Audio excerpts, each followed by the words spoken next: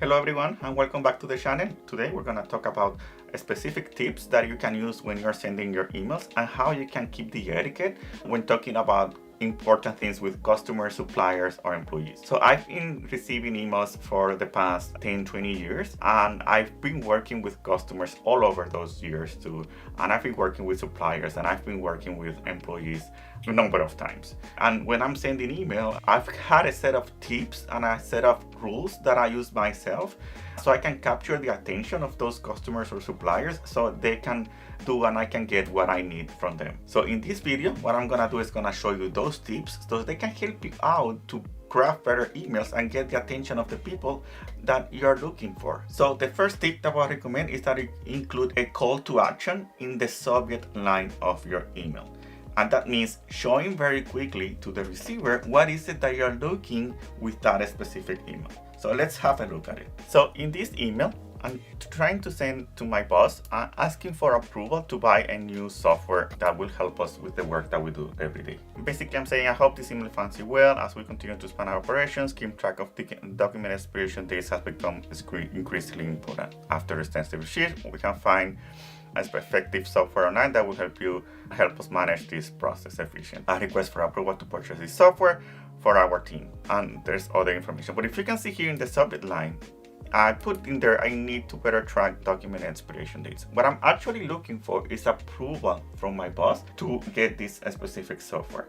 So better than this, I can say 5-minute approval.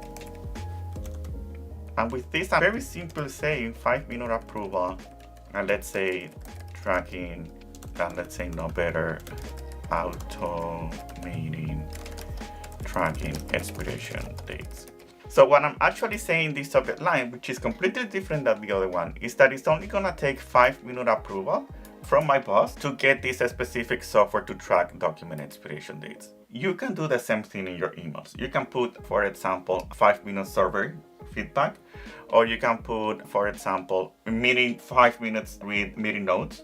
It's just to give the receiver of the email a quick overview of what is it that they are going to do and how much is their expected time with that email, because maybe they can work on it maybe between meetings or maybe within the same meeting when they're doing something that they don't need to focus on. They can jump into that and do the quick approval. The second tip is using a direct method of communication.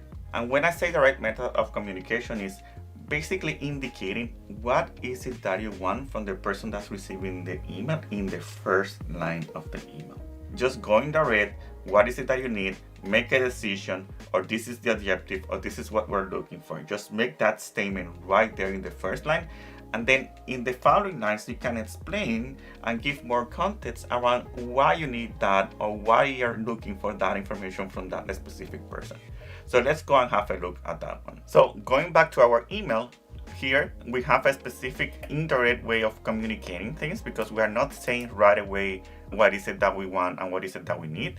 So in the first line, what I'm gonna do is gonna add this one here and say, need approval for software expiration reminder to automate our document expiration date tracking.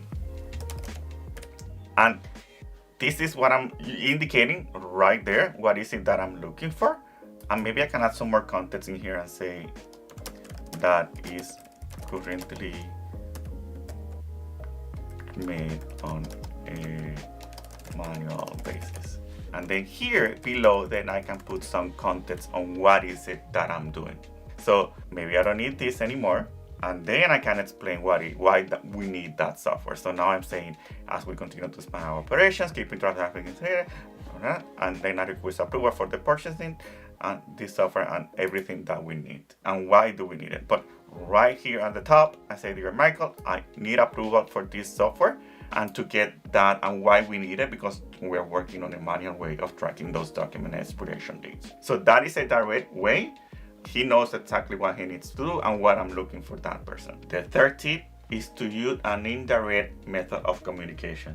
Yes, I know, I just told you to use a direct method of communication. Now I'm telling you to use an indirect one. Yes, there are cases where you can use an indirect method of communication. And in those cases might be when you want to communicate a bad news, something that is bad or that is not good or is a negative news, maybe to someone in the company.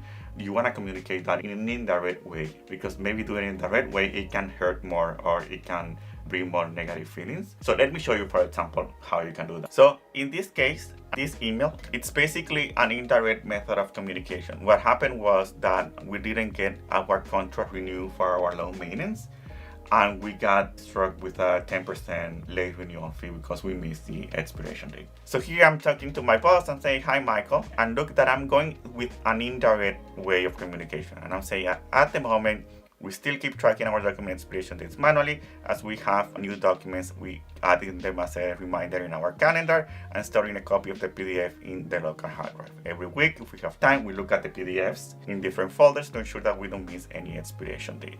Given the amount of PDFs, we can miss one or two. So I'm explaining the context at the top. I'm explaining what's going on. Then later, I say, because of this, we missed an important date last month regarding the renewal of our loan maintenance contract, resulting in our front office garden growing up grass 4 feet high.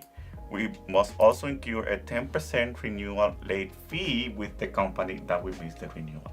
Can we proceed with the renewal? This is an indirect method. It is a bad news, negative news to my boss. If I was using a direct way, I would probably put this at the top here, but I don't want to because I'm giving him some bad news about this. But I'm giving him context on why we missed it and what's going on. So maybe I can take that opportunity to get approval for that software that we wanted to buy. The fourth tip is to hyperlink as much as possible within the email.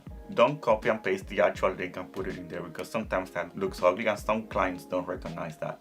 So what I recommend is that you put hyperlinks inside the email, giving context inside the words, so people can just click and find more information. So let me show you. So again, going back to my email that I need approval for, here I'm asking to need approval for software expiration reminder to automate our document expiration tracking system. So I can put here, right here, a link to the actual website of where he can find more information about the software. So very simple, I can just click here, put the actual website of the software, and there you go. I don't need this. Click, and now that link will be there. If he needs to find more information, he just needs to click in there and find more information. He doesn't have to go into Google and all that. I'm making that easier for him, so he can just put that in there. If, for example, he needs to fill out a form for the approval, maybe I can pre-fill that with the information and he just have to give the approval, and I can put the actual link to the approval form here maybe. So he can just click in there and approve it. The idea is to make it easier and give more context in the email so they have all the information right there when they need it. The fifth tip is to proofread your email. And this is one of the things that I started doing maybe, well, I do it all the time, but now I bought a tool called Grammarly that actually proofreads my emails. But I think it's one of the best investments that I've ever made in the past.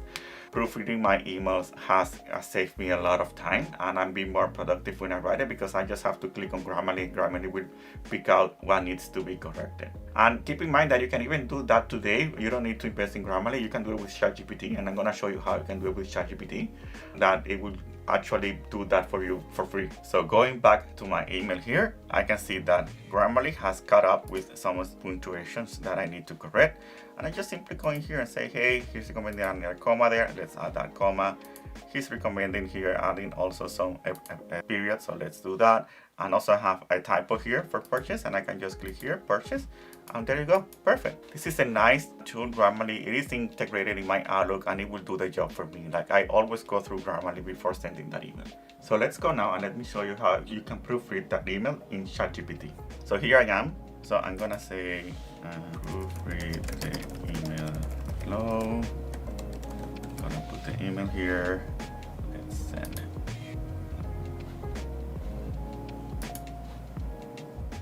There you go. So it did the proofread for me, and let's ask what changes do you make.